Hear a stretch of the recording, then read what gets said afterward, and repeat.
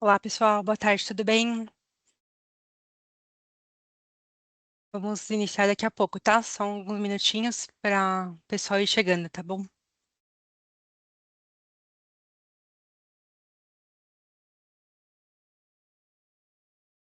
Olá, Cláudia. Excelente. Boa tarde.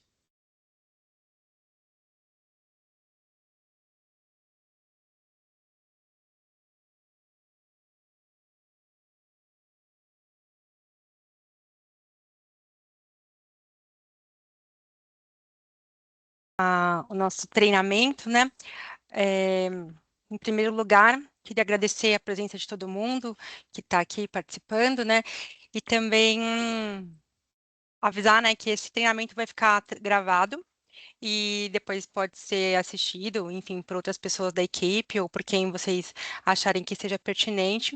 E todos os nossos clientes vão receber esse treinamento e mais alguns materiais, né, orientativos.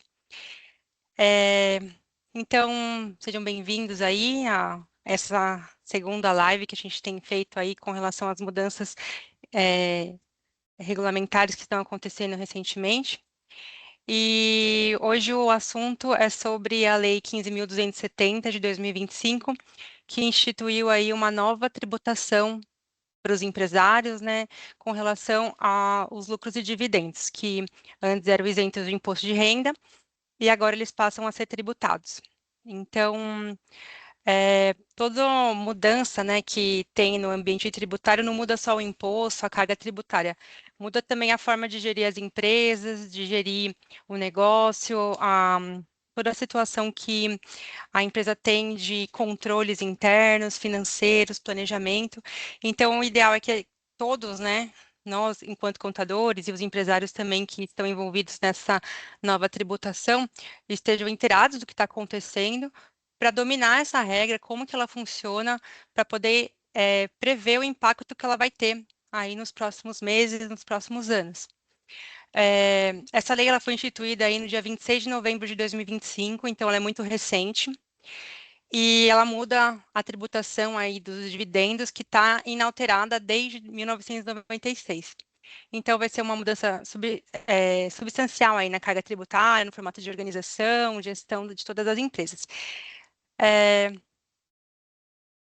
Vou iniciar, então, aqui, me apresentando rapidamente, para quem não me conhece. Eu sou a Cláudia, sou contadora aqui na Clássica Alphaville, e atuo, entre outras responsabilidades, fazendo a interligação aqui dos departamentos, conexão com os clientes, entre a equipe. E eu também estou aqui na reunião junto com o time do departamento contábil da Clássico, né? São especialistas de contabilidade que atuam na área.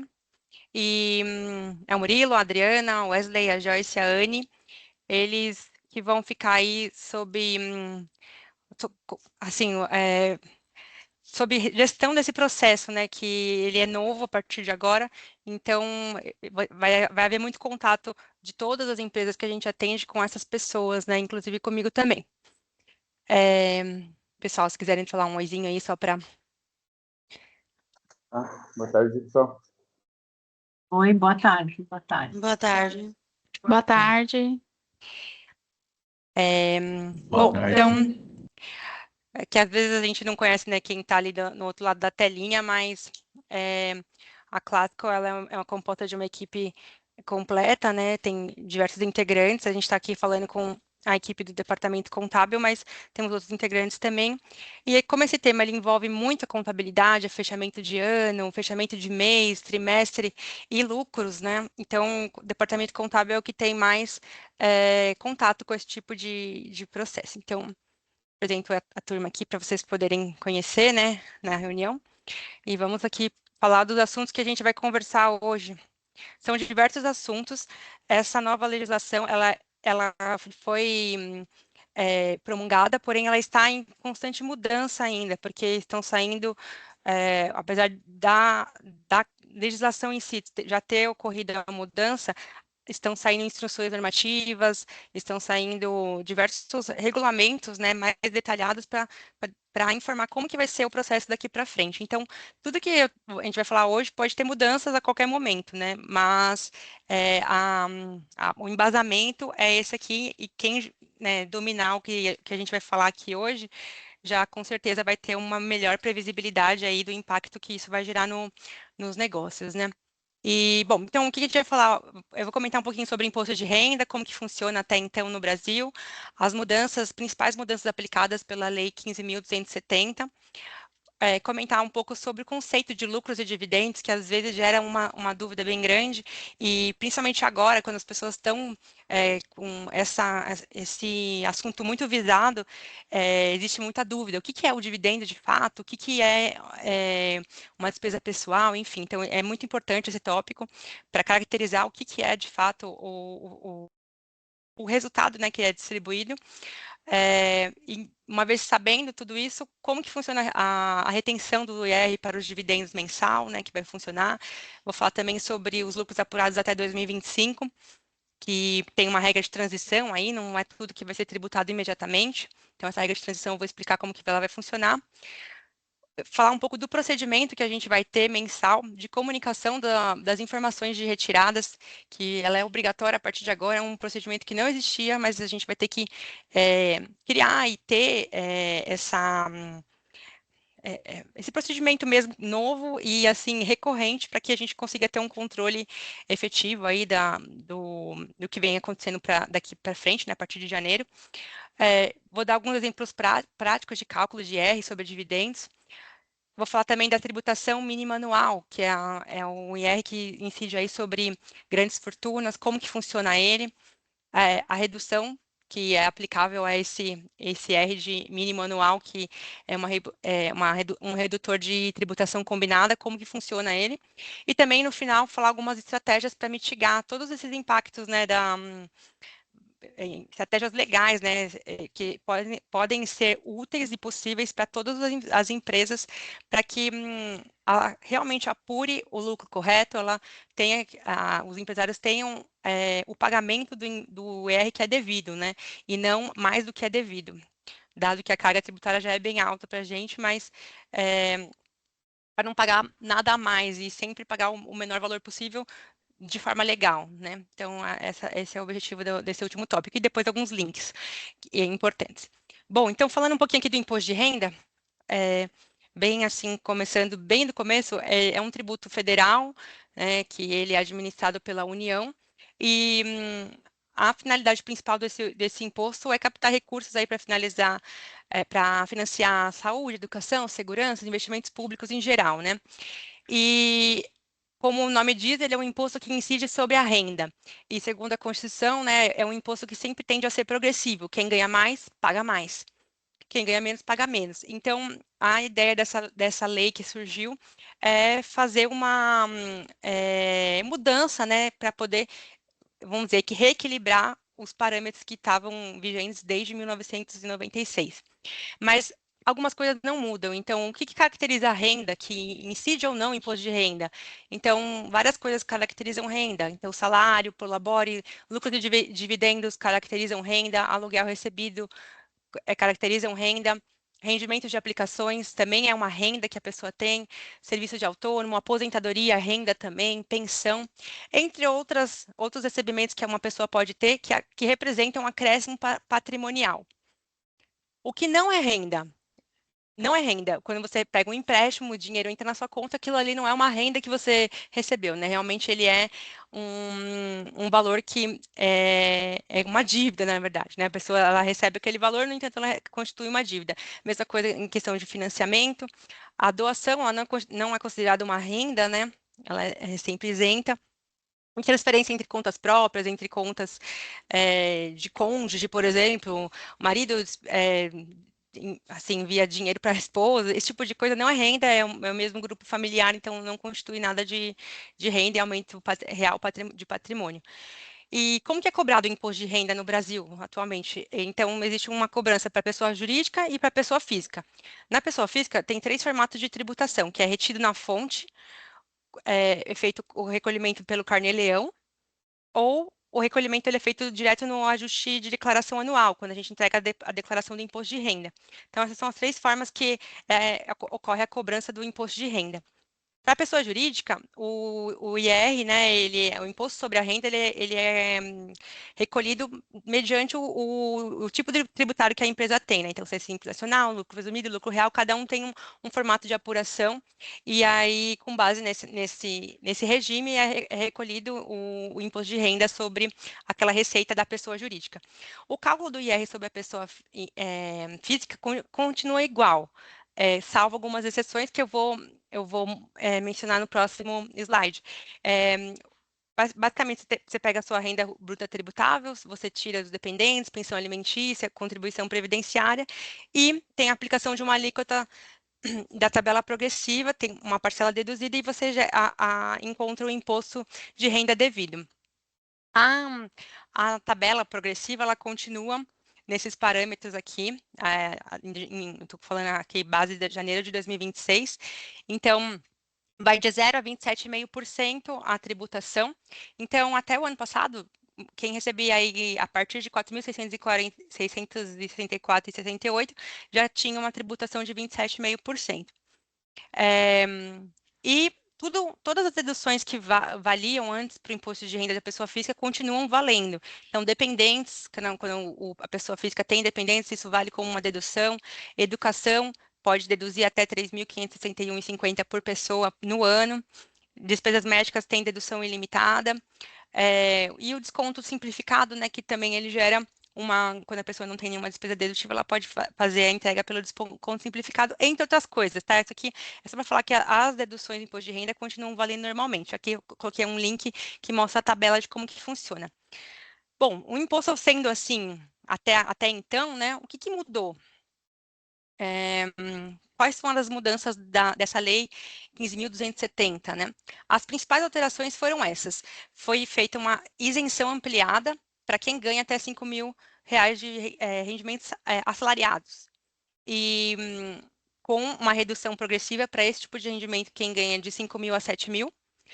E a novidade é que os dividendos e as rendas, a soma de todas as rendas que a pessoa tem que ultrapassar 600 mil tem uma cobrança adicional e os dividendos, retenção de 10% para quem faz o saque de 50 mil, acima de 50 mil por mês. Então, falando um pouquinho dessas mudanças, né? A isenção, que nem eu tinha comentado, quem ganha aí de 5 mil até 5 mil, ele vai ter uma redução na tabela progressiva para zerar o imposto, e quem ganha de 5 mil a 7.350 vai ter uma redução proporcional até chegar aí, né, no 7.350, quem ganha esse valor já vai pagar 27,5%, 100%. Então, isso aqui é o que mudou para a questão dos rendimentos assalariados, que isso impacta também quem retira Prolabore, por exemplo. O Prolabore é um rendimento assalariado também. Ele tinha incidência antes de imposto de renda naquela tabela progressiva. Hoje ele entra na mesma circunstância aqui, até 5 mil não tem imposto de renda retido, né? E também até 7.350 tem uma progressão da alíquota, que não é os 27,5%, né, de antes. E a novidade da questão dos dividendos é essa. A tributação mensal dos dividendos. Então, como que funciona? Qualquer empresa, seja ela qual for, se for simples nacional, lucro presumido, lucro real, quando um sócio de determinada empresa receber ao longo do mês 50 mil reais, ele é isento de imposto de renda dessa retenção mensal. Mas se ele saca 51 mil reais, por exemplo, ele já entra na regra da retenção. Ele é obrigado a fazer uma retenção mensal. Como que funciona essa retenção? É como se fosse o rendimento assalariado, entre aspas, né? É retido na fonte isso. O pagamento ele tem que ser feito de forma simultânea a quando ocorre o pagamento do crédito para o sócio. Eu vou fazer essa explicação mais para frente para detalhar melhor. Então, todas as empresas alcançam isso, não importa se é lucro presumido, se é simples nacional, todo mundo está nessa mesma regra. Quando uma mesma pessoa física, né, atua em duas empresas, esse rendimento ele vale para cada empresa individualmente. e aí não soma-se esses 50 mil em duas empresas diferentes. Mas se for na mesma empresa, para a mesma pessoa física, aí tem que ser feito esse controle aí mensal de quanto que são feitas as retiradas. Salvo algumas exceções que eu vou explicar da regra de transição que vai acontecer. É, e também tem essa instituição do imposto de renda da pessoa física mínimo para altas rendas. Então, rendimentos anuais superiores a 600 mil pagarão um adicional de IR, né, que ele é progressivo. Quem paga até 600, soma todas as suas rendas. Tem uma base de cálculo específica que eu também vou explicar. Esse valor, ele até 600 mil, não tem que pagar nenhum adicional. Mas, a partir de 600 mil até 1.200.000, a alíquota vai sendo progressiva. Também vou explicar com mais detalhe esse imposto mínimo aí, né? Mas falando um pouco mais detalhadamente da retenção mensal, porque é um negócio que já está aí, né? Porque o primeiro mês que é necessária essa análise de retenção é daqui a alguns dias, né? Então, como que funciona? Então, uma pessoa física, né, uma pessoa, no caso, uma empresa, né, que a gente está falando aqui, ela distribui dividendos para uma outra pessoa jurídica, uma pessoa jurídica para pessoa jurídica, quando uma pessoa jurídica distribui dividendos para uma outra jurídica que é sócia dela, isso não tem nenhum tipo de retenção. Então, esse é um primeiro ponto. Agora, se for de pessoa jurídica para pessoa física, aí sim tem que ser analisada se há a retenção. É, aí analisa-se, né? Tem retenção acima de 50 mil? Não, então não tem nenhum impacto. Se for acima de 50 mil, sim, tem um impacto. É a mesma pessoa jurídica que está pagando? Sim, aí sim teria a alíquota dos 10%, verdade, as quaisquer deduções. E se for, não, se não for pago, por exemplo, a pessoa recebeu 25 mil de cada empresa, então são empresas diferentes, não vai ter a retenção. Mas tem a questão do imposto mínimo, que eu vou explicar que tem um impacto, que mesmo que antecipadamente isso seja, vamos dizer, postergado, depois a pessoa tem que pagar sobre a base maior, né? Então eu vou explicar isso quando a gente estiver falando do imposto mínimo. Que no retiro você acaba antecipando o que talvez pagaria lá na frente, né? Seria essa a lógica. Então, gente, depois quando tiver dúvidas, quando tiver os exemplos, aí vocês podem até perguntar também, tá? Eu vou falando como que tá a normativa, mas a gente vai esclarecendo, né, conforme a gente evoluir. Bom, então é sobre essa questão dos dividendos e lucros distribuídos, o conceito, né? Então, o que seria isso? São todos os pagamentos e créditos de diversos tipos que podem ser efetuados aos sócios ou aos acionistas quando a empresa tiver um resultado positivo. Basicamente, depois que a empresa cumpriu todas as suas obrigações, né, comerciais, legais, fiscais, pagou tudo ali que é devido da operação, o que sobra é o direito que o sócio tem de fazer a retirada pelo resultado que a empresa teve. E o que está sendo muito falado, né? Muitas pessoas estão com a ideia, não, agora eu vou começar a pagar todas as minhas contas na pessoa jurídica, todas as minhas contas pessoais.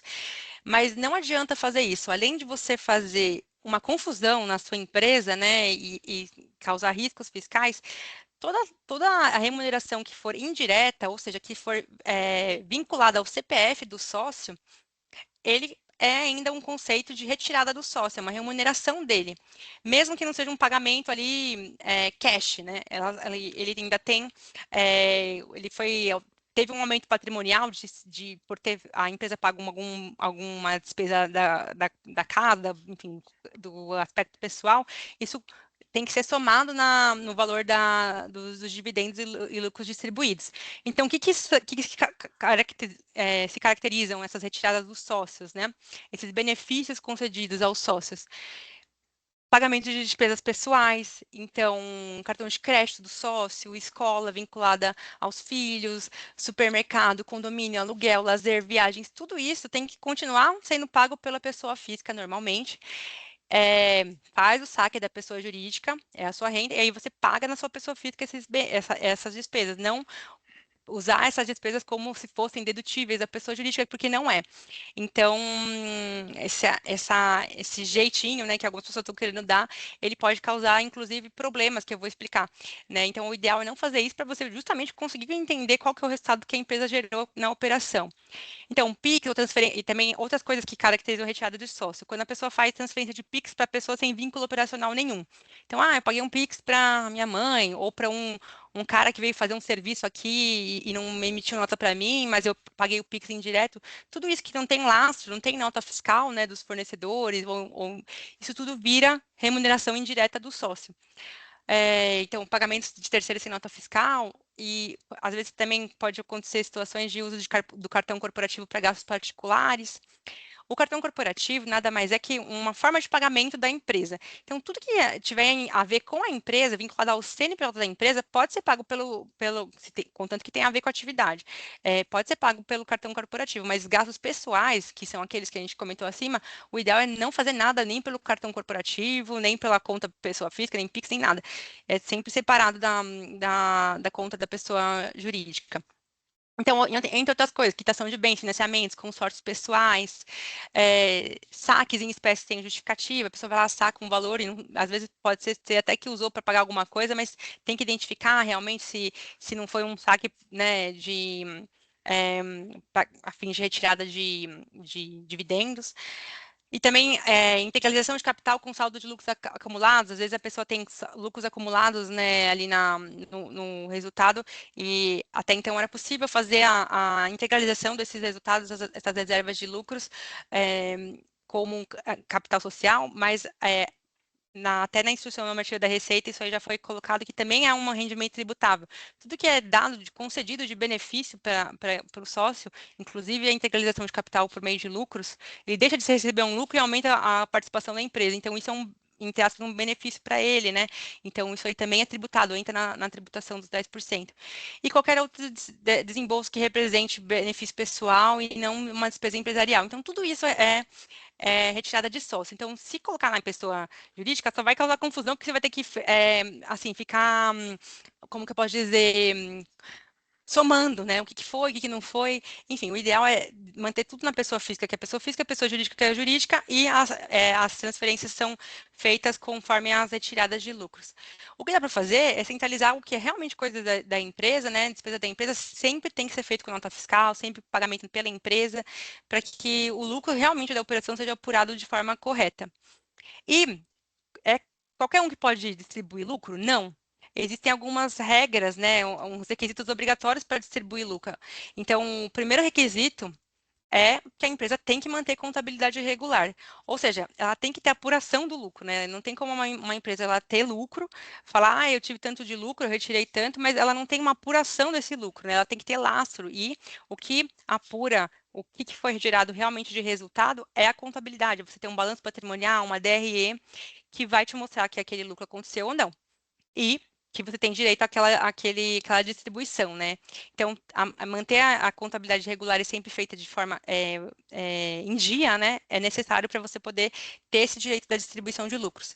E para você ter lucro, óbvio, você tem que ter para você ter a distribuição de lucro, você tem que ter o lucro. Se a empresa estiver operando no prejuízo, ou seja, a empresa está sendo financiada aí por recursos até do sócio, ou empréstimos, e eventualmente até o sócio pega um valor desse valor emprestado aí, isso não caracteriza o lucro da empresa, caracteriza um empréstimo, né? E a empresa não tem lucro para distribuir, ela está operando aí no prejuízo.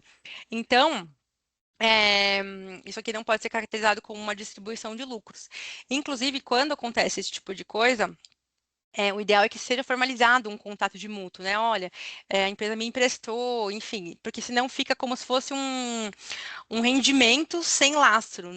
A empresa me emprestou, eu não sei de onde veio, enfim, tudo isso, na verdade, não deve nem acontecer, né? Mas, para formalizar isso aí direitinho, para não ter, assim, não tem nenhuma explicação para um resultado que não existe, né? Tem que ter alguma coisa que explique. Então, essa questão da empresa ter resultado positivo é necessária. E uma coisa interessante dos dividendos é que o pagamento tem que ser feito de acordo com a participação no capital social. Então, é interessante que todas as empresas verifiquem, no meu contrato social, como que está a distribuição de cotas entre os sócios ali que estão participando. E se no contrato prevê que pode ser possível uma distribuição desproporcional às cotas sociais. Porque se você não tem essa cláusula lá no contrato social que fala que a distribuição pode ser desproporcional, você fica travado naquele valor, né, que está estipulado aí nas cotas sociais. E distribuir desproporcional sem poder, sem estar ali no contrato social, isso aí pode gerar problemas regulatórios, né, com os sócios mesmo da empresa. Então, tem que ser seguido exatamente o que é colocado no contrato social e o contrato, o ideal é que preveja essa desproporcionalidade dos dividendos. Outra coisa também é a questão da deliberação anual em ata de aprovação de contas. É sempre importante que todas as empresas, por menores que sejam, até empresas que só têm um sócio, ela tenha uma ata de aprovação de contas, deliberando os resultados, mostrando que aquele resultado foi reconhecido como verdadeiro. Tudo isso são regras, né, que já existiam antes, mas cada vez mais elas estão sendo utilizadas para até compor outras regras, né? Então, o ideal é que a gente realmente tenha essa deliberação, que todos os sócios concordem aí com essas retiradas, enfim, tudo que é decidido na empresa em questão de resultado e distribuição. E uma questão importante também é que, para distribuir lucros, a empresa não pode possuir débitos tributários. É proibido quando uma empresa ela tem débitos tributários, pendência de impostos, assim, de forma recorrente, né? Ela não pode ter distribuição de lucros, né? Porque isso aí é configurado como uma ação ilegal, né? Então, cada vez mais, principalmente agora que os dividendos vão entrar nesse controle novo, né? Isso aqui, quando a empresa tem débitos tributários, não pode distribuir, né? Porque entende-se que a empresa tem que pagar todas as suas dívidas primeiro, inclusive com o governo, para depois distribuir o que sobrar, né? Então, seria essa a lógica de não poder distribuir. E o que que acontece se eu tive ali um valor em caixa que distribuir mesmo não, não assim, fazendo jus a essas condições aqui? Eh, se o sócio ele tiver aí recebimento sem comprovação de causa, não tiver lucro mesmo, ou se for pagamentos aleatórios que não está identificado o que que é, né? E assim, coloca como aquilo ali como se fosse uma despesa, mas na verdade não é algo sem lastro. Isso aí pode ser requerido depois como um pagamento para beneficiários não identificados, né? Ou que não é oficial, extraoficial, um rendimento extraoficial. Então, isso aí pode ser requerida essa tributação numa alíquota de 35%. Então, é a maior alíquota aí de todas, né? Então, o ideal é seguir as regras mesmo, porque assim, a gente não sabe como que vai ser o controle da Receita Federal com todas essas regras que estão surgindo, mas com certeza algum controle vai ter. Então, o ideal é sempre manter essa regularidade para que não haja esse risco aqui, né? Esse é um dos riscos, tem descaracterização da pessoa jurídica também que pode acontecer. Enfim, entre outros, mas a questão do pagamento é uma penalidade aí quando a pessoa usa de forma indevida os recursos da empresa para fins próprios, né? Então, esse conceito de dividendos é importante saber para a gente poder entender o que acontece na tributação a partir de agora. Uma vez que eu sei que tudo isso, eu sei que o dividendo, o que é o dividendo, é quando tem os saques, é quando tem é, pagamento de benefícios dados, né, ou concedidos, ou um crédito que pode ser um direito futuro, e tudo isso acompanha o dividendo. Então, uma vez que a gente sabe isso, teria que ver a regra de transição. Existe uma regra de transição que algumas empresas entraram dentro dessa regra que diz o seguinte, que os lucros apurados e deliberados em ata de prestação de contas que ainda não tivessem sido distribuídos até dia 31/12/2025, aquele valor, aquele saldo que está ali disponível para ser distribuído e não foi distribuído ainda, ele pode ser distribuído até 2028 de forma isenta, se ele cumprir cumulativamente essas seguintes condições, né? Então, tem que ter apuração em balanço patrimonial, né, até 31/12, com contabilidade regular, tudo certinho. Tem que ter aprovada a ata de prestação de contas. Antes o prazo era 31/12, agora virou até 31/1/2026, né? Uma vez que teve essa liminar do STF. E também, uma vez que você faz essa ata de aprovação de contas, no balanço tem que ser constituído um crédito ao sócio, não que pagou, mas que vai pagar, mas o crédito tem que estar lá com uma dívida já que o sócio vai ter, que a empresa vai ter perante o sócio. Então, tudo isso tem que ser feito e o pagamento ele tem que ser ele tem que ocorrer até 2028 para que a isenção ela seja permitida. Então, todo mundo que tem esse saldo aí, principalmente em caixa ou em clientes a receber, ou até em estoque mesmo, o resultado da empresa que está aí no ativo, no ativo por algum motivo, seja em aplicação financeira, em estoque, em clientes a receber, ou em investimentos mesmo, tudo isso, tendo essa ata, você consegue se, assim, blindar nesse valor para ele ser, a contrapartida do patrimônio líquido ser distribuída até 2028. Então, é isso que a gente fez essa ata de prestação de contas para boa parte dos clientes.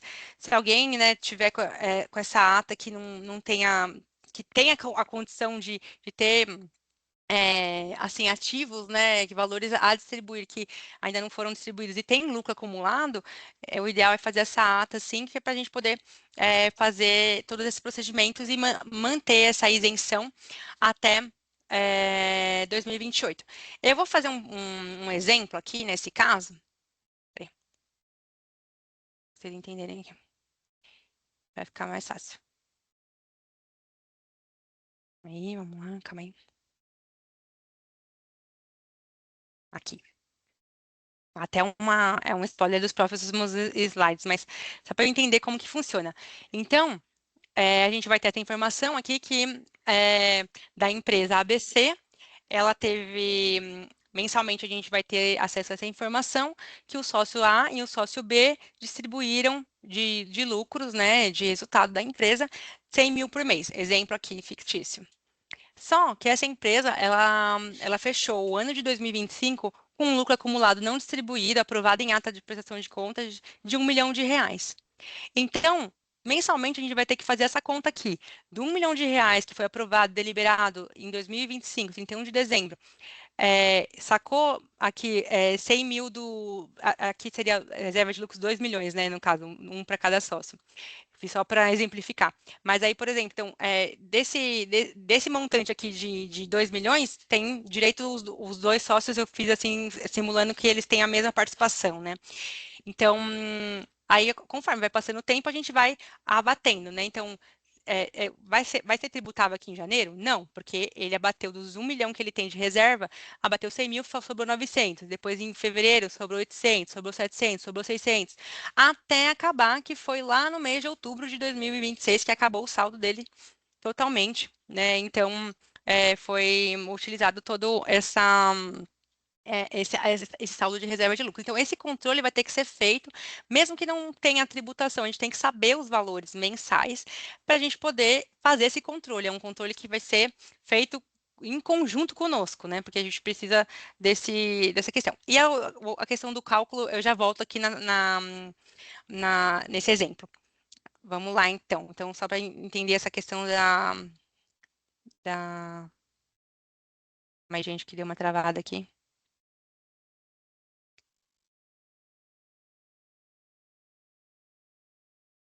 Aí. Vou colocar isso aqui para cá. Agora vai. Então, sobre a regra de transição, era isso que a gente tinha para falar. Agora vamos para o próximo tópico.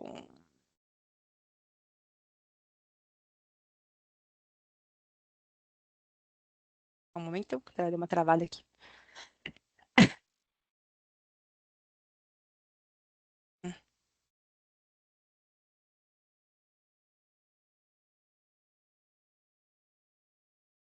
Deixa eu ver quem está aqui hoje. Cláudia, Fabiana, Antônio, a Suelina, Steve, Marinelma, João. Legal, gente. Enquanto eu volto aqui. Peraí. Bom, então vamos lá. Falamos da regra de transição, né? Agora, como que vai funcionar essa questão da retenção do IR sobre dividendos? Então, vamos supor, a primeira validação que a gente vai ter que fazer é se existe saldo de reservas de lucros acumulados até 2026 que ainda não foram distribuídos. Então, a gente vai ter que ver, todo mês vai ser isso. Tem lucro acumulado? Sim ou não? Aí abaixo o que já foi retirado até aquele mês e se sobrar, ok, o saldo continua para o próximo mês, até acabar. Então, essa é a primeira validação que vai ter que ser feita mensalmente. Beleza, então, vamos supor que não tenha saldo mais, acabou. Já usou todo, já distribuiu, já foi tudo isento. Então, o que que dá para ser feito? É que a gente precisa fazer análise dessa retirada a partir do momento que acabou o saldo, se ela tem retenção ou não. Como que faz a análise? Se o valor retirado por sócio, ele é até 50 mil reais, não tem nenhuma retenção. Agora, se for acima de 50 mil reais, tem a alíquota de R retido de 10% sobre o valor total. E uma vez que a gente tem essa informação, aí vem a nossa apuração, né? Que ela tem que ser mensal. A gente vai entregar uma obrigação acessória que chama EFD-REINF, ela é mensal. A gente vai colocar o valor total que foi pago, creditado ou entregue, né? Que é aqueles casos de benefícios, incluindo valores isentos. Então, mesmo que a pessoa ela tenha distribuído, sei lá, 20 mil reais, é isento, eu preciso colocar que é isento, porque senão, o que acontece? A gente não informa em nenhum momento que aquela pessoa recebeu o valor e ela perde aquele direito. E o direito que ela tem é até a gente informar aquilo na obrigação acessória. Aí, aquilo ali vira dentro dos prazos cabíveis que a Receita Federal propõe. A gente tem que entregar essa EFD-REINF mensal até dia 15 do mês subsequente. Então, por exemplo, tudo que aconteceu agora em janeiro, eu preciso saber até mais ou menos o primeiro ou segundo dia útil, no máximo de fevereiro, porque eu tenho até dia 10, eu coloco uma gordura, né, de prazo para poder entregar todas as CFD Reinfs dos nossos clientes com a informação que eles enviarem para a gente aí de distribuição de lucros, isento ou não. Aí eu vou mostrar depois o procedimento que é novo que a gente vai ter que ter para isso. Mas uma vez que a gente entrega a FD-REINF, aí se tiver retenção, né, que se for acima de 50 mil, a gente gera a DARF para pagar, e essa DARF, ela, com esses códigos aqui, 1841, quando é residente no país, 184102, quando é não residente no país, e o prazo é o último dia útil do segundo decêndio, vulgo dia 20, ou se for cair no sábado e domingo, antecipa. Então, até dia 20 do mês subsequente, tem que pagar esse valor aí retido. Então, essa questão aqui, como que vai funcionar, né? Vamos lá. Passa aqui agora. Aí.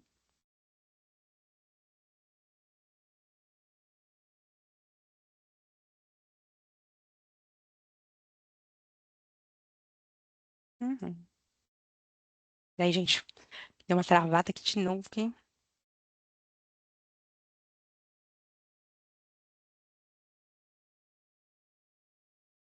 Uhum.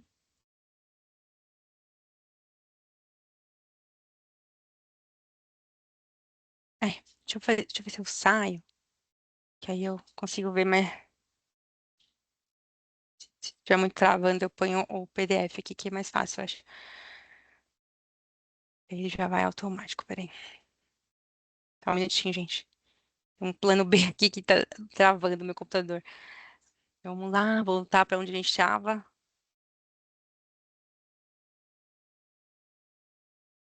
Meu Deus, ele travou também. Vai, vamos lá. Que eu já falei, já falei, já falei.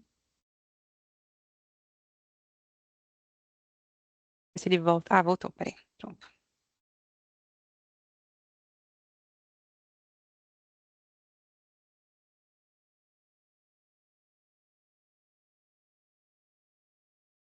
Só um minuto. Então, os lucros apurados, ok, já falei sobre isso.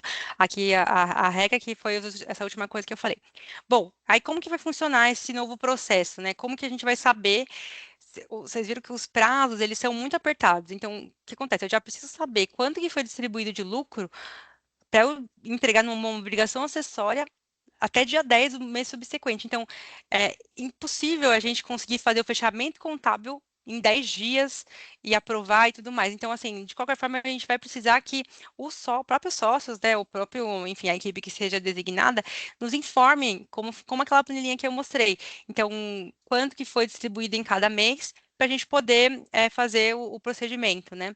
Então, por cada sócio, a gente tem que saber. Então, foi tanto para o sócio A, tanto para o sócio B. em cada mês a gente vai tendo esse controle aí até o final do ano e depois continuando, né? Por enquanto, o procedimento está sendo manual mesmo. Talvez a gente crie uma forma mais automatizada no futuro, mas por enquanto, como é tudo muito novo, né, a gente está fazendo dessa forma. Então, agora no comecinho aqui de fevereiro, vocês vão receber um e-mail falando, preciso que você me informe, né, na planilha tal, quanto que foi a retirada de lucros, no mês de janeiro. E aí a gente vai ter as tratativas cabíveis, que é aquele filtro lá, tem é possível ter isenção, não é? Enfim. Isso até o primeiro dia útil a gente pede, o e-mail para ser enviado é nesse contábil@classicotracinhoalphaville.com.br ou pelo nosso aplicativo e-contador. E também a gente pede que isso seja enviado junto com os extratos, né? Que os clientes já têm essa questão de ter que nos encaminhar os extratos, mas aproveitar que já vai mandar, né, o valor da retirada, né, e logo no comecinho do mês, manda os extratos juntos para a gente poder ir fazendo as conciliações, né, que são necessárias para poder ter a apuração aí do fechamento mensal. E também faturas de cartão de crédito, né, aplicações financeiras, tudo isso com identificação dos lançamentos. E a partir desse mês, a gente está começando aí com uma solução nova, que é o e-Stratos, né, que ela integra de forma apenas para consultas, a gente consegue visualizar os lançamentos em tempo real. Então, vocês vão receber um e-mail, né, do time do pessoal do departamento contábil para a gente poder fazer essa integração, ela acaba sendo mais dinâmica e também ajuda a gente a evitar qualquer tipo de problema que possa ocorrer aí é, na divergência de valores, enfim, né? Então, é uma coisa que vai ser bem interessante se a gente puder seguir com essa automação, né? E aqui, que nem eu comentei, tem que sempre informar o valor líquido das retiradas, independente de ser acima de 50 mil ou não, para que a gente possa informar isso na FD Reinf. E essa informação é uma obrigação mensal da fonte pagadora, ou seja, da empresa, né, com relação ao sócio, vinculada ao exato mês que acontece o pagamento, crédito ou entrega do valor para ele, e não é possível postergar. É um prazo que é definido aí pela Receita, né? Então, quando não a empresa ela não cumpre aí com esse prazo específico, né? Ainda mais agora que vai ter características de retenção, enfim, de recolhimento de imposto mesmo, né? Os prazos vão ficar mais assim em pauta, né? Então, vamos supor, fiquei aí 6 meses e não informei nada, estou informando tudo retroativo. O que vai acontecer? Eu não posso informar no mês que daqui 6 meses o valor dos meses anteriores. A gente vai ter que fazer uma retificação, né, ou uma entrega atrasada aí das informações dos dividendos recebidos em cada mês. E se tiver retenção, a gente teria que gerar aí as DARFs, né, com atualização, caso haja essa retenção, né? E a FDRINF, com a DCTF Web, uma vez que ela não é entregue e a gente entrega depois, gera uma multa, né, que é no mínimo aí de R$ 250 por mês. Então, assim, o ideal é sempre a gente manter essa organização aqui para poder fazer a entrega, né, dessas informações de forma tempestiva, no prazo certinho, para que a gente consiga receber isso nos primeiros dias do mês para poder entregar até dia 10 é uma coisa bem corrida mesmo. Então, para que a gente fique dentro dessa regra aí de cronograma para poder entregar a informação. Porque até dia 20 a gente precisa gerar a DARF caso haja. Então, é tudo assim, meio que dinâmico, né? Bom, agora alguns exemplos práticos. A gente colocou aqui alguns exemplos, né, de retiradas, considerando que não tem aquela situação lá da ata, tá? Da ata, ela é um caminho A. Se tem a ata, vamos seguir primeiro nessa validação. Agora, acabou o saldo de lucros acumulados. Agora, vamos para essa segunda verificação aqui, que seria, é tributável ou não, né? Então, até 50 mil, o valor líquido recebido de 50 mil, tem retenção de R? Não. Agora, o 51 mil, recebeu esse valor líquido, tem retenção? Sim. O que acontece? O sócio, geralmente, como que funciona a característica do imposto retido? Ele é exatamente como o nome diz, ele é retido. Então, se você fosse pensar na retenção propriamente dita, dos 51 mil de saque que a pessoa faz, o que seria o 10% em cima disso? 5.100, certo? É sobre o valor total, então 5.100. Só que ele é retido, então, na verdade, o sócio ele não pode sacar esses 51 mil, ele tem que tirar 51 mil menos os 5.100. Só que existe essa possibilidade aqui da gente fazer o cálculo proporcional. Quanto que seria o valor bruto para que o sócio saque esse valor de 51 mil reais? Seria 56 mil, né, 667,66 com o IR de 5.666,77, que vai ser pago até o dia 20 do mês que vem. Quem tem que pagar? A pessoa jurídica. A empresa retém do sócio e paga depois no dia 20. É assim que funciona, como se fosse na folha de pagamento, né? Só que os valores vão ser assim não fixos, né? Então, mesmo a gente fez aqui um exemplo como numa retirada de 60 mil, de 70, de 1 milhão no caso, né? Se esse valor for o valor líquido e não tiver tido nenhuma retenção, né, assim, prévia, então a gente tem que achar o valor bruto. Então, o bruto como que faz essa conta? É pegar o valor líquido e dividir por 90%. E aí, com base nisso, a gente vai achar o valor bruto, e em cima do bruto a gente coloca 10%, que seria o IR devido. Essa conta a gente vai fazer para vocês, tá? Mas é só para exemplificar como que funciona. Então, a gente sempre vai precisar saber o valor líquido que foi distribuído para a gente encontrar qual que é o bruto em cima desse líquido, né? Então, assim, é um pouco confuso, mas eu já vou dar um exemplo para poder ficar mais claro. Uma situação que é específica para rendimentos e dividendos distribuídos para a empresa no exterior.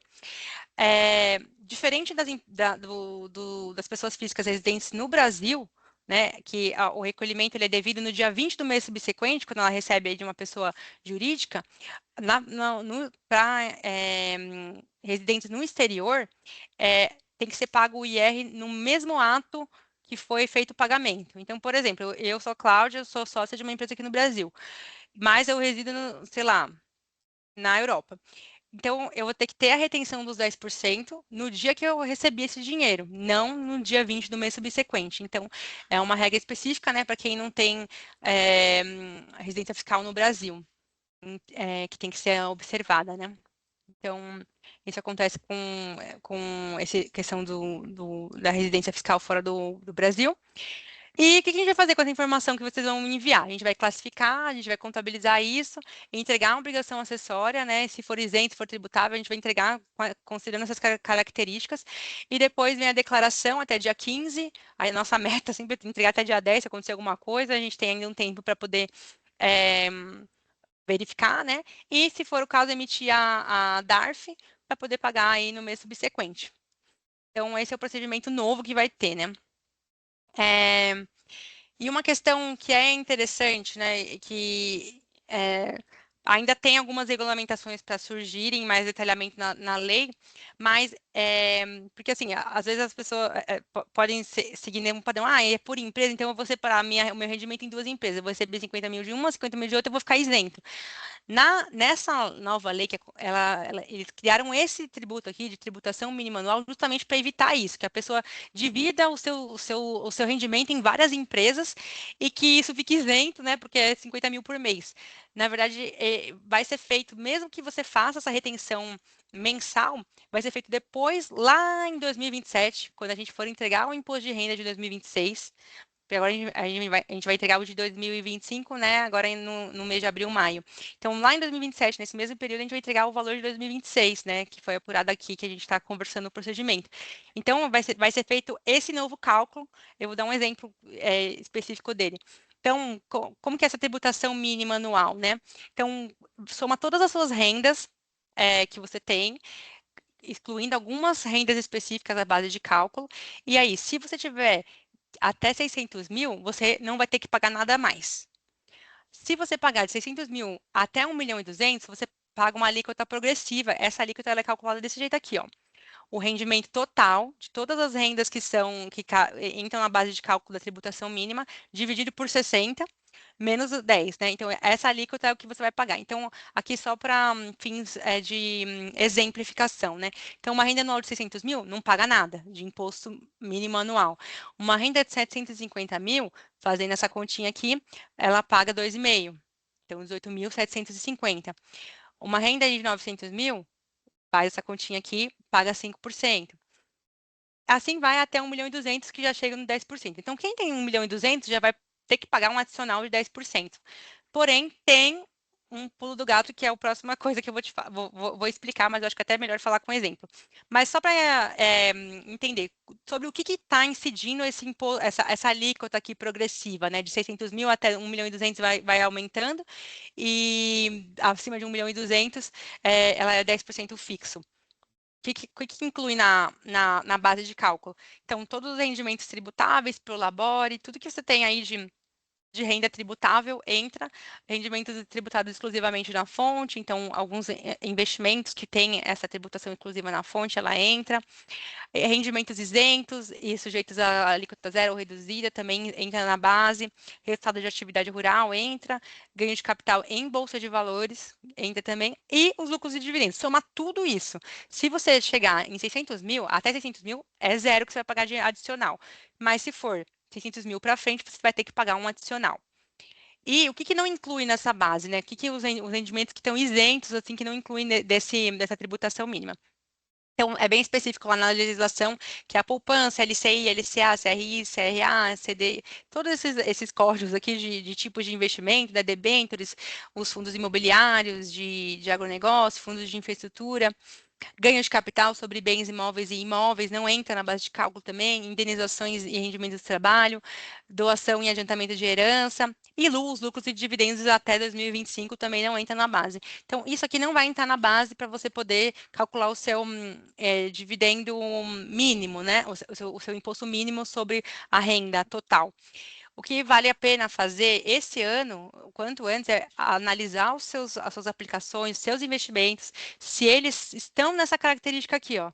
Se eles estiverem, aí vale dar uma olhada quanto que é a tributação, né, e quanto que é o recebimento mesmo de receita que a pessoa tem, porque isso vai compor a base de cálculo aqui do imposto mínimo, né, e ver o que se enquadra nessa situação de não incluir na base, né, poupança, outros tipos de rendimento.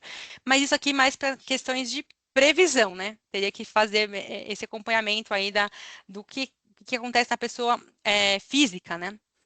Então, o que eu estava falando, né? Nossa, é certeza que eu vou ter que pagar isso aqui mesmo? Porque sim, mas tem uma possibilidade de ter uma redução. Além daquelas deduções básicas que vão continuar, lembra?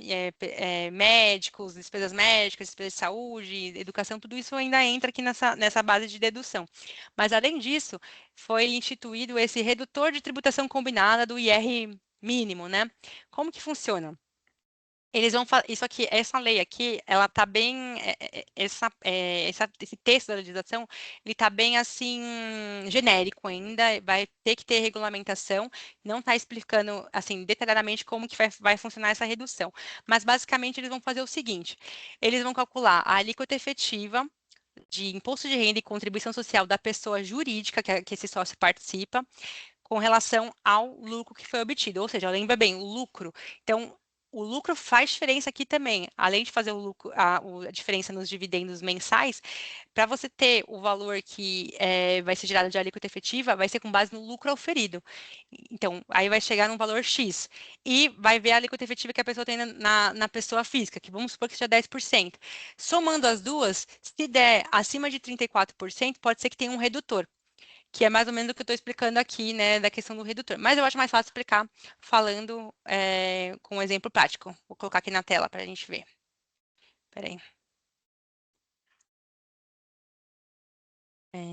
Calma aí, vamos lá. Aqui foi a primeira questão do cálculo, né? Do cálculo, eu falei, ó, no caso aqui, só para finalizar isso aqui, né, que vai ser essa a nossa planilhinha mensal, né? Na verdade, vocês vão mandar só isso aqui pra gente, ó. O resto a gente que vai fazer. A gente vai controlar e vai fazendo junto com vocês, né? Se a pessoa tem essa reserva, e depois até dá para fazer esse cálculo aqui do IR para poder ter uma previsão. Então, por exemplo, aqui, esses dois sócios que tinham aí 1 milhão a receber da empresa, eles ficaram isentos aqui até o mês de setembro, né? E no mês de outubro já passou a valer é, a retenção. Então, como que funciona? Faz o cálculo, né? Foi feito o saque de 100.000, então eu acho o valor bruto, o valor do IR é sobre o valor bruto e não líquido, né? Para poder caracterizar essa questão da retenção. E aí você vê que ele teve 100 mil, aqui teve 50, não teve, aqui teve 45, não teve. E assim vai indo até, né, sempre que tiver acima ou abaixo de 50 mil. É sempre esse vai ser o calibrador, né, do imposto de renda. Agora aqui. Aqui é um outro exemplo que é a situação do imposto de renda mínimo, né, calculado. Aqui eu estou dando um exemplo que é a pessoa física fulano, ele fez aquele controle lá, ele tem duas empresas, essa pessoa aqui ela tem uma empresa de lucro real, uma lucro presumido, mas podia ser em qualquer regime, tá? Fiz só assim aleatoriamente. Então ele sacou aqui 50 mil no começo do ano, ficou isento, sacou aqui 50 mil em R$ 1, aí teve que ter retenção, sacou 20 mil, 60, cada mês foi feita essa apuração nessa pessoa jurídica. Nessa pessoa jurídica, ele sacou tudo isento, ó, ficou 49.999, 48, e aí ele chegou aqui no mês de outubro, ele sacou 200, então ele teve retenção aqui de 20 mil. Tudo ok, né? Foi feita a retenção, foi feito o pagamento do DARF, desse valor de IR retido, e aí vem o cálculo lá em 2027. Como que vai ser feito, né? Vou ter que pagar mais, porque no rendimento ele não ficou só com isso, ele tem duas empresas, né? Então, como que fica a somatória de tudo? Então, o que que ele recebeu de dividendos aqui, essa pessoa? Ele recebeu esses 300 mais 400, dá 827, ele teve retido na fonte o 16 mais o 20 aqui, que dá 36 e 200. Isso aqui com relação aos dividendos. Só que ele tem outros rendimentos. Ele tem rendimentos exclusivos na fonte, ele tem um pouco, ele tem Prolabore também. E ele tem outros rendimentos que, assim, eu fiz uma coisa bem fictícia aqui para ver. Então, somando todos os rendimentos dele, ele deu aqui 1.567.000. Então, ele passou do 1.200.000. Então, a alíquota dele já vai para o 10%. Então, sobre todo esse valor, ele tem que pagar 10%. Só que antes, então, sobre 1.567.650, 10% em cima disso dá 156.765. Tá dando para ver? Tá muito pequeno? Ou não sei se tá pequeno? Bom, enfim, qual coisa vocês me falam. Tá, Mas tá assim, bom, Cláudia, tá bom sim, tá dando para ver bem. tá bom. Então, o que é essa dedução aqui do artigo 16A? É a dedução do que foi retido. Ele tem direito a fazer a dedução do imposto de renda mínimo do que ele reteve do mensal. Entendeu? Então, do mensal é esse aqui, e mais as retenções que foram feitas no exclusivo da fonte aqui. Então, do valor do 10% sobre toda a renda que ele tem, que entra na base de cálculo, ele tira o valor da retenção que teve, que é essa dedução do artigo 16A. Beleza, então dos 156 mil, ele deduziu 167 mil, ou seja, ele tem que pagar 89 mil. Ai, meu Deus, será que vai pagar isso mesmo? Tem ainda um outro redutor, que é esse que está ainda sendo regulamentado, ainda a gente não, eu fiz aqui como se fosse uma simulação, mas só para você ter uma ideia do que vai ser, mas quando sair realmente a regra, a gente possivelmente vai ter que atualizar esses cálculos aqui, né? Mas como que funciona? Na empresa A e na B que ele participa, então ele teve o dividendo de 341 e o dividendo na empresa B de 487. Qual que foi o lucro da empresa? 1 milhão e aqui foi 2 milhões. E qual que foi? Deixa eu aumentar aqui um pouquinho. Tudo apurado na contabilidade, né? Quanto que foi o imposto devido na empresa desse valor aqui? 500 e 600. Então, eu tenho que calcular qual é a alíquota efetiva da PJ com relação à contribuição social e CSLL sobre como fala? O lucro auferido, né? Então, aqui ele teve 32% de pagamento de imposto, aqui ele teve 26%. Né? Em cada empresa ele pagou essa percentual de imposto sobre a renda. E na alíquota, na pessoa física, ele vai pagar os 10 lá, né, sobre o total. Então, soma as duas alíquotas efetivas. Então, na empresa A, somando aqui com a A e com a B, deu 42, deu 36. Aí, na legislação, nesse redutor, ele fala que não pode ter uma somatória acima de 34. Então, ele teve um excesso aqui, né, comparado 42 com 34, 36 com 44, um excesso de 8 aqui na empresa A e de 2,84 na empresa B. E aí faz esse excesso aqui em cima dos lucros e dividendos, e aí ele tem um novo redutor aqui de 43. Então, o que que ele vai pagar? Ele vai pagar aquele 89 aqui, menos o 43. Então, ele vai pagar 45 mil. Então, assim, é um pouco complexo aqui, né? Você vê que tem a parte dos retidos, mas aí depois tem essa primeira apuração, e aí, por fim, vai ter a questão da validação das empresas. O que que a gente sabe, né? o- as empresas, sobretudo de lucro presumido e simples nacional, elas têm um IR e uma contribuição social presumida, né? Tanto o Simples Nacional também. Então, em geral, não chega nos 34%, né? Então, geralmente vai ficar mais abaixo disso. Então, é, independente disso, a conta vai ter que ser feita. Agora, como vai ser feita? Quem vai fazer? Vai ser o contador? Vai ser a Receita Federal? A gente não sabe, não tem ainda a regulamentação de como isso aqui vai ser feito. Se vai ser feito até assim mesmo, mas é só para ter uma ideia do cálculo desse imposto de renda mínimo que vai ser pago. Enfim, aqui é o exemplo, né, que eu dei desse imposto de renda mínimo, que é exatamente essa questão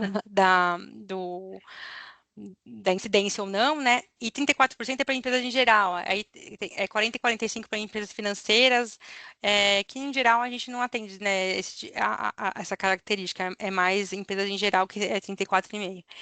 E aí, quais são as estratégias, né, diante de toda essa questão aí tributária, que vai ter aumento de carga, o que o empresário pode fazer para que ele não pague mais do que ele der, do que ele já vai, né, possivelmente pagar? Então, a primeira coisa é aproveitar a regra de transição. Quem tem esse acúmulo aí de lucros que ainda não foi distribuído, fazer esse controle bem certinho que a gente mostrou aqui na tabela para controlar. É possível até fazer um abatimento assim isento é, dentro da regra dos 50 mil e a diferença contra o valor, mas isso tem que ser bem planejado, tem que ser planejado até 2028. Possivelmente, quando a gente tiver todos os fechamentos contábeis, a gente tenha a fazer essa previsibilidade, né? Para que o próprio sócio saiba que, olha, o meu saldo está esgotando, mas isso vai ter que ser feito um controle em conjunto com a gente aqui. Então, essa é a regra de transição que tem que ser aproveitada. O planejamento mensal, que é essa questão de, né, os sócios que têm retiradas que não ficam acima, eles ficam ali sempre abaixo. Às vezes, por exemplo, se você tem um faturamento um pouquinho mais expressivo num mês e outro ou um pouquinho menor em outro, e conseguir sacar um pouquinho num mês e um pouquinho no outro, é melhor para você não ter a retenção. Né? Mas se a retirada ela é constante, né, e sempre, assim, em vias de ser acima de 50 mil, o controle, né, tem que ser feito também. Mas se dá para fazer essa divisão ao longo do mês, quando tem esporádico, né? O rendimento, o ideal é fazer para que não tenha essa retenção. Então, o planejamento mensal de individual aí das retiradas é importante. E o acompanhamento anual, né? Porque realmente, vocês viram lá, né, que não tem muito. Quando a pessoa ela tem diversos tipos de rendimento, isso vai ser somado. Então, mesmo que a gente tenha ainda algumas questões ainda a serem regulamentadas, é um problema lá para 2027 da gente, mas o que a gente faz hoje vai impactar lá em 2027, né? Então, isso tem que ser visto, os rendimentos que têm tributação, né, para que é, para que você não seja pego de surpresa, ou mais ou menos tenha a noção que essa cobrança pode acontecer no ajuste anual. E a estrutura societária, se for possível, a cada empresa rever a sua estrutura societária, né? Então, ver se ali a questão da condição dos sócios da empresa, se cabe colocar mais um sócio, se a empresa, às vezes, ela é familiar, né? Enfim, tem a questão de ter a esposa que pode entrar na empresa para poder dividir isso, porque é uma renda que faz parte ali do contexto da família, e isso é viável e legal, pode ser feito isso também. E também ver se já está numa situação assim, se isso pode, se está regular, se a distribuição ela tá, a distribuição perante o capital, a participação do capital social, ela acontece na alíquota desproporcional ou proporcional, isso tem que ser revisto dentro do contrato social. E uma última estratégia aí societária é a questão, a situação de ter uma possibilidade de criação de holding, né? Muito fala-se aí no, nas redes sociais, algumas pessoas acompanham, né? Mas a questão da holding ela é bem específica. Ela é muito interessante quando a pessoa ela utiliza as empresas que têm renda para investir em patrimônio assim físico, né? Então, parte da minha retirada aí dos lucros da minha empresa, além de pagar as contas minhas pessoais, eu compro imóveis, eu invisto em não sei o quê. Então, às vezes criar uma holding para ter esse patrimônio pode ser que seja interessante, mas só se for essa circunstância, porque não adianta você criar uma holding, porque eu vou distribuir dessa empresa que tem a renda para a holding, não vou pagar, eu ponho todas as minhas despesas pessoais na minha holding e fico ali fazendo isso. Isso é proibido, não pode. Descaracterização da personalidade jurídica, né? Enfim, o ideal é quando for uma situação mesmo de holding patrimonial, né? Se, olha, eu invisto no meu patrimônio da minha empresa. Então, o que você distribuir para essa holding realmente é isento. Então, teria que ver se isso cabe, né? E também tem várias análises para serem feitas, não é tão simplório assim, mas é possível fazer essa análise para ver se faz sentido. E quais são as recomendações, né, assim, urgentes para que todo mundo consiga ter aí um aproveitamento melhor dessa regra?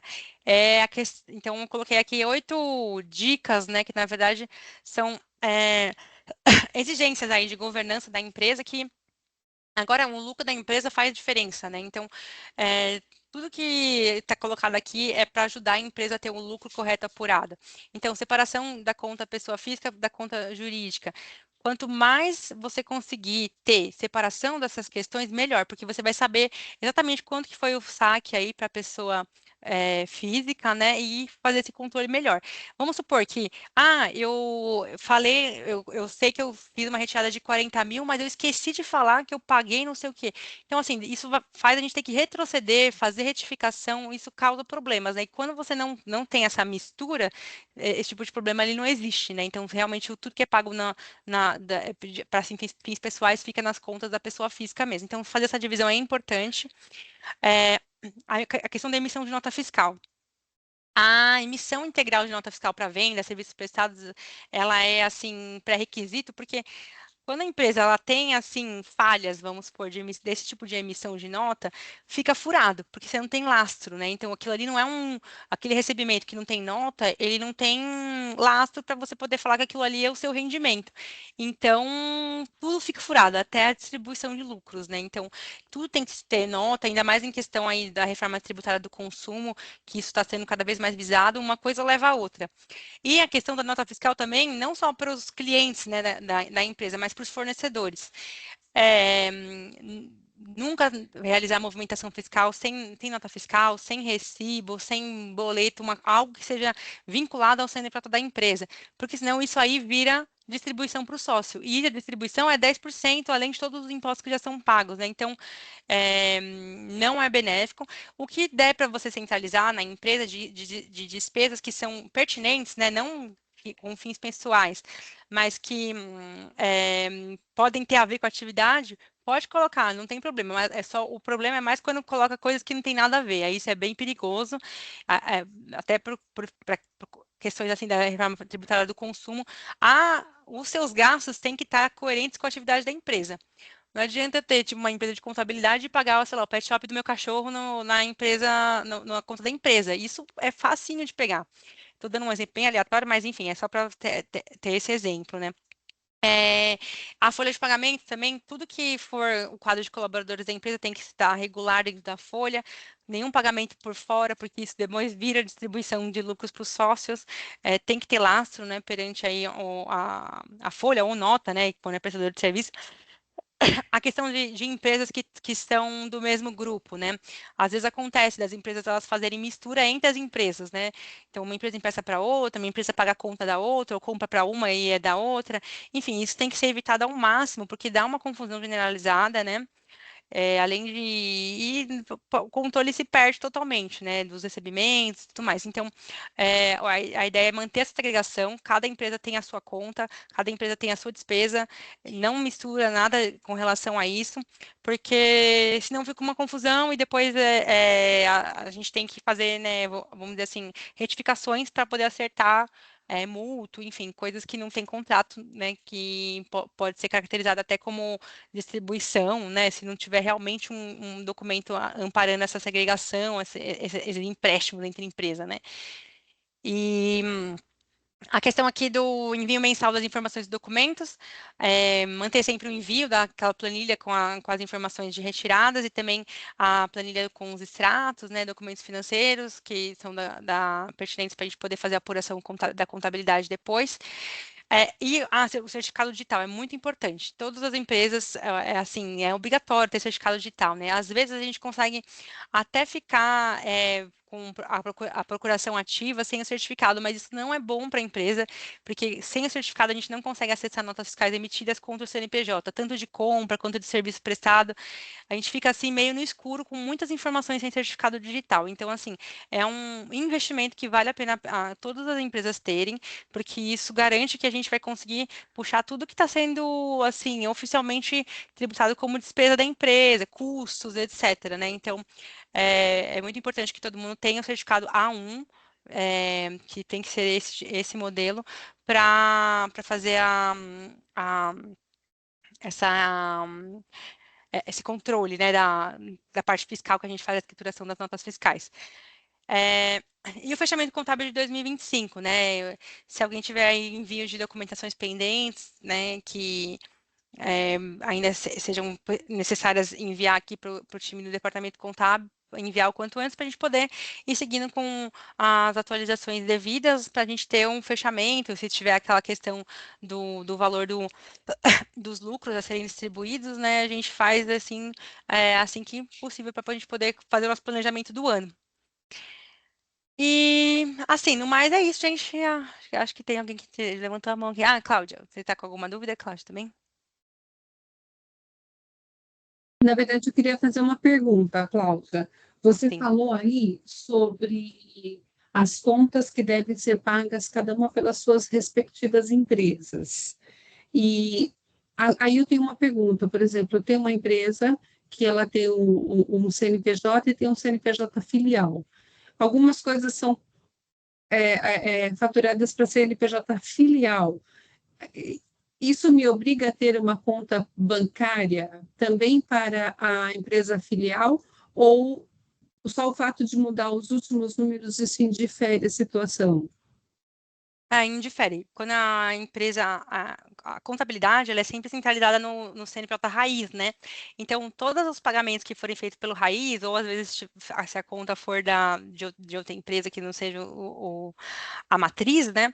Ela vai ser considerada e depois a gente vai consolidar, né, o resultado. Então, isso não tem problema ter essa. Quando é da mesma raiz, não tem, a gente vai ter que fazer a contabilização isso para cada CNPJ e depois consolidar, né? Mas é um procedimento que já faz, mas não tem problema não. Isso não gera necessidade de você ter uma conta em um, na outra, não necessariamente, tá bom? Tá, obrigada pelo esclarecimento. Imagina. Tem o João também que tá com uma dúvida, né, João? Olá, tudo bem? Oi, tudo bem, João? Joia, obrigado, Cláudia, pela tua explanação. Muito bom, sempre aprende bastante. Minha dúvida é uma dúvida bem rápida. É o seguinte, a gente tem uma isenção, por exemplo, até 5.000, certo? No imposto de renda, agora. Uhum. Aí a gente tem um proporcional aí, um escalonamento aí até 7.000 e depois vai embora para os 27,5%, certo? Isso. Isso mesmo. Aí a minha dúvida é a seguinte, quando e eu imagino que o raciocínio seja o mesmo para todas as alíquotas, até para o dividendo, que é 50.000, né? Está isento até 50.000. E quando passa da nota de corte, vamos dizer, chegou em 10.000, então 10.000 já vai para 27,5%. Já tributa sobre os 27 recaem sobre os 10.000. Eu não tenho nenhum tipo de proporcionalidade até 5.000, até 7.000, para depois a diferença ficar em 27. Tá certo? Entendeu? Isso mesmo. Já entra na alíquota dos 27,5. Tem E essa já questão recai sobre o todo, né? Não, não, sobre não tudo. tem nenhum tipo de.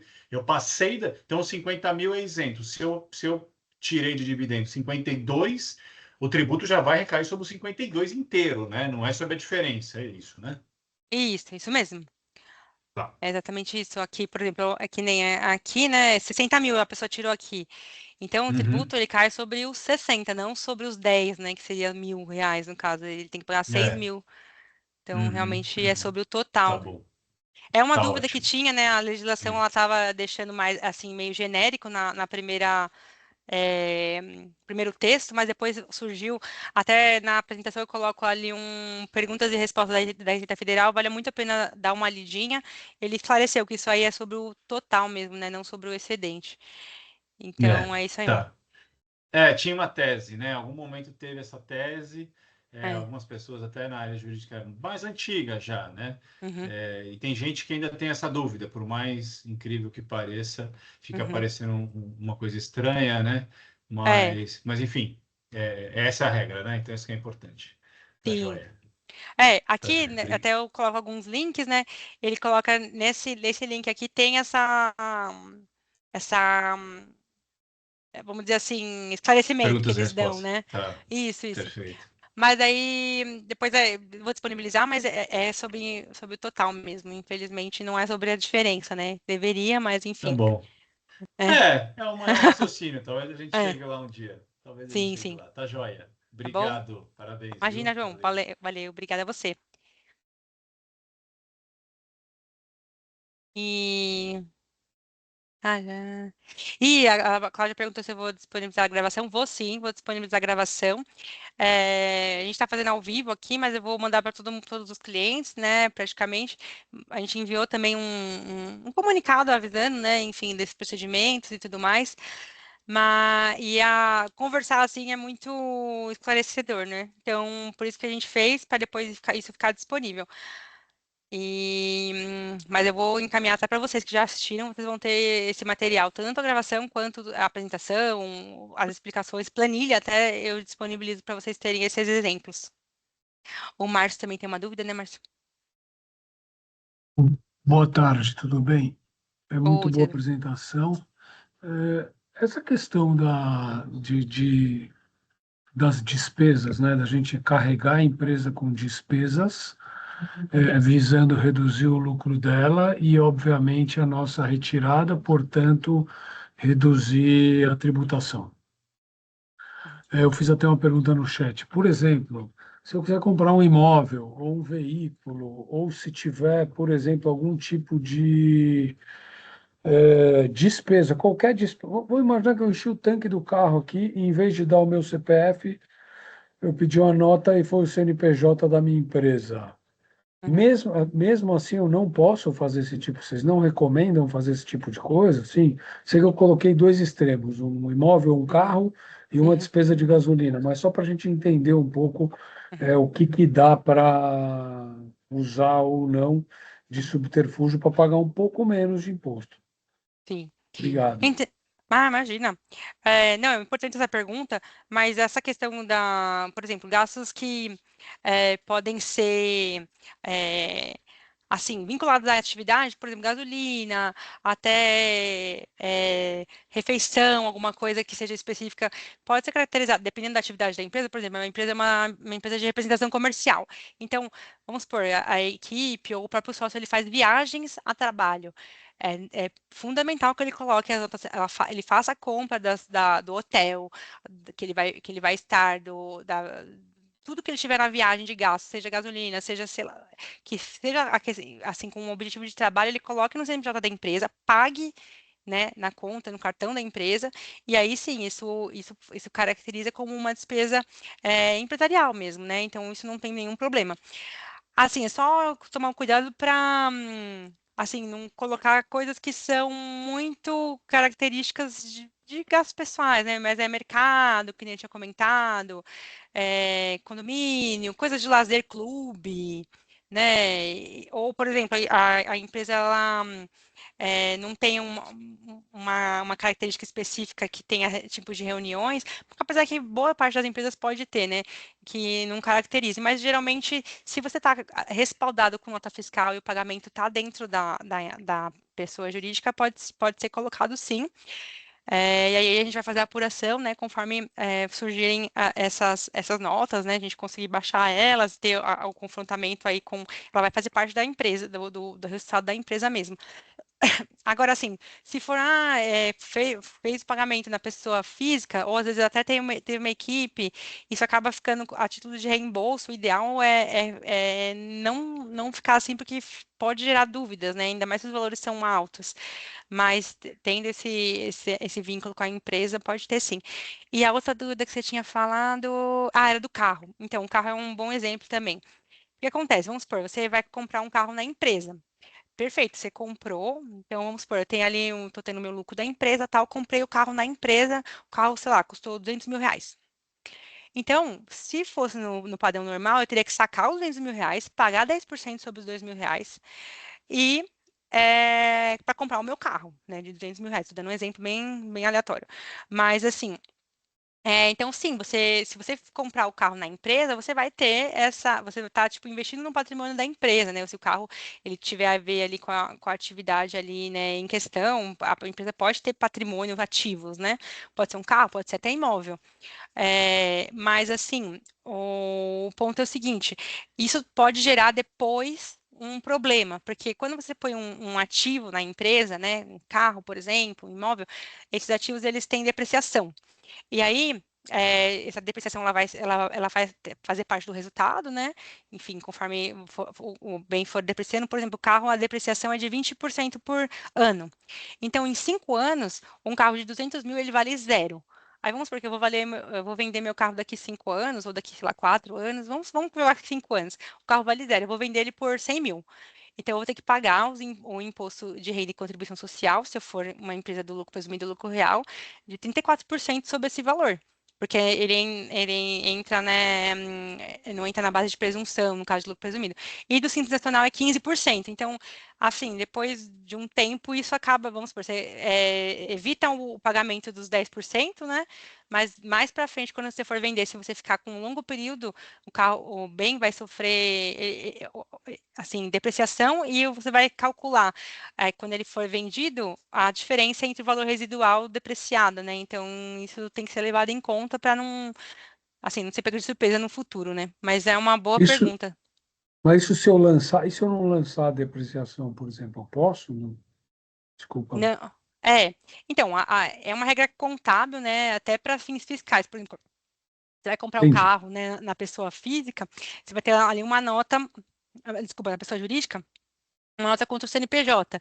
Então, a Receita sabe que você tem um carro ali, né? Ele, quando entrou e tudo mais, até tem comunicação com o Detran, esse tipo de coisa. Então, assim, na venda, eles fazem esse controle, né? Assim, é difícil a gente ver aqui pegar um tipo de coisa desse. Acho que até então eu nunca vi pegar, né? Mas, assim, o ideal é fazer esse cálculo mesmo, para ficar, assim, visível, né? Isso, de alguma forma. Então, obrigada, Márcio. Muito obrigado. Valeu, obrigada. Agora o Steve também. Oi, Steve, tudo bem? E você, Claudinha? Tudo bem, graças a Deus. Vamos lá, uma pergunta que eu acho que você talvez tenha respondido, mas eu não fiquei seguro. Você tem uma empresa com dois sócios, um com 90% e o outro com 10%, digamos assim. Esse valor de 50.000 tem a ver com o número de cotas que essa empresa tem, ó, a societária, ou é por CPF independente da participação de cada sócio? O limite, né, de 50.000, ele pode ser quando a empresa tem dois sócios, né? É 50.000 por sócio. Só que tem que ser visto, né, no contrato social se tem uma cláusula que fala de deliberações dos sócios, né? Se e de Se não distribuição de tiver, dividendos. se É, não tiver. Se não tiver, o ideal é fazer a gente está fazendo já algumas alterações contratuais de alguns clientes, né, para Ok. prever que esteja escrito lá que mesmo que o sócio tenha 1% e o outro 99%, se tiver escrito no contrato que é possível fazer desproporcional, não tem problema. Você pode pôr tipo 99 porque tem um e 1 porque tem 99.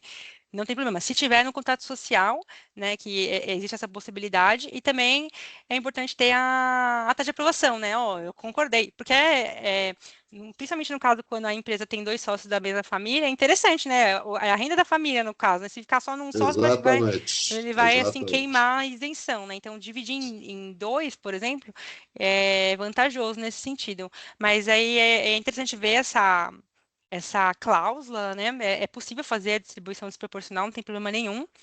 E aí esse controle, né, que a gente vai tendo, ele já vai prever isso, né? Aqui quando tem os dois sócios, pode ser três, quatro, quantos forem, né? Fazer Sim, a divisão, né, para poder ficar nessa limitação que sim. a gente fica dentro não precisa antecipar o imposto, né? Se não tiver, melhor colocar essa cláusula. É isso. Isso. Porque assim, geralmente quando não tem, ela já no contrato social ele fala, ó, os dividendos vão ser distribuídos na proporção das cotas. Proporcional. Sim. É, a cláusula geralmente é assim, salvo exceções que são aprovadas. Isso aí já é suficiente, salvo exceções aprovadas pelos sócios. Ótimo, isso aí já é o desproporcional, entendeu? Ok. Tá bom. Só É, para saber isso. Tá joia. Obrigado. tá bom? Imagina, que isso.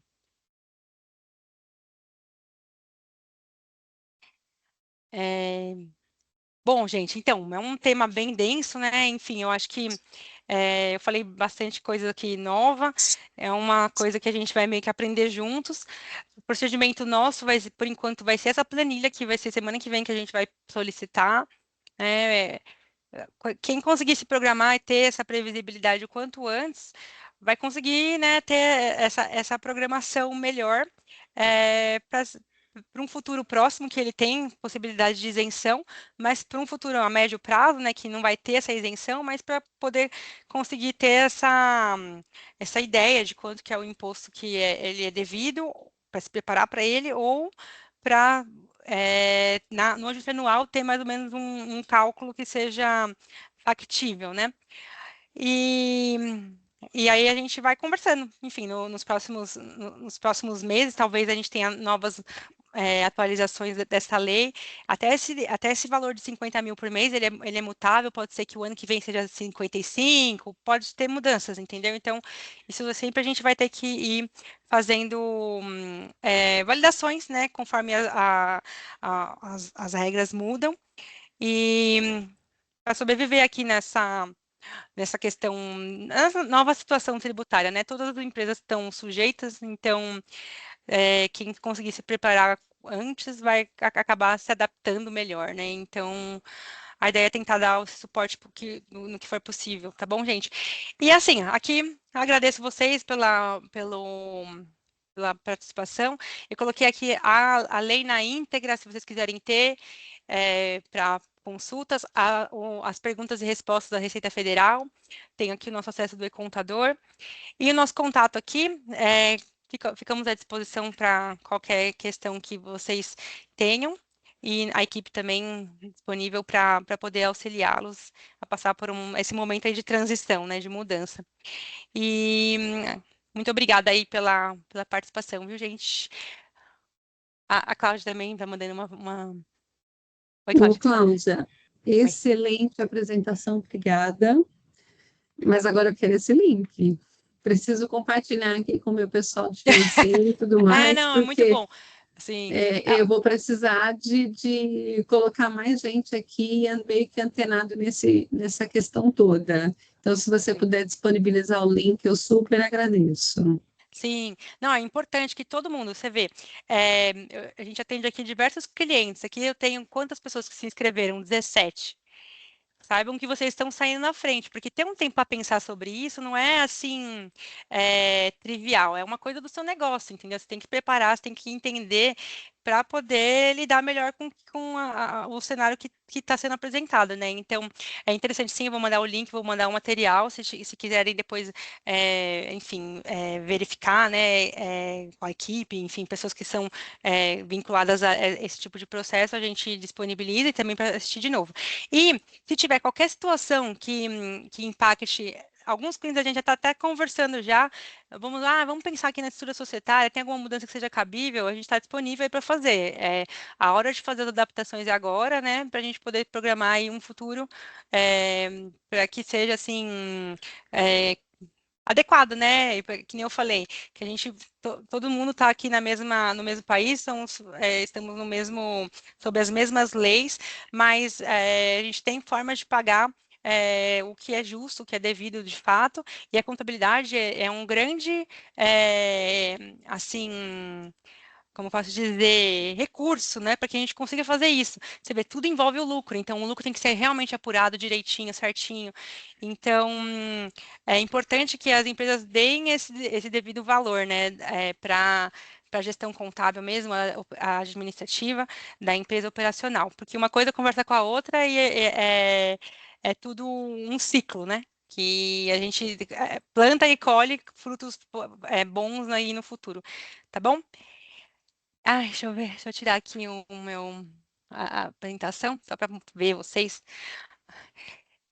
Bom, gente, então, muito obrigada, viu, pelo tempo de vocês. Ficamos aqui 2 horas ouvindo várias coisas, mas, enfim, e qualquer coisa que vocês tiverem necessidade, podem contar conosco, tá bom?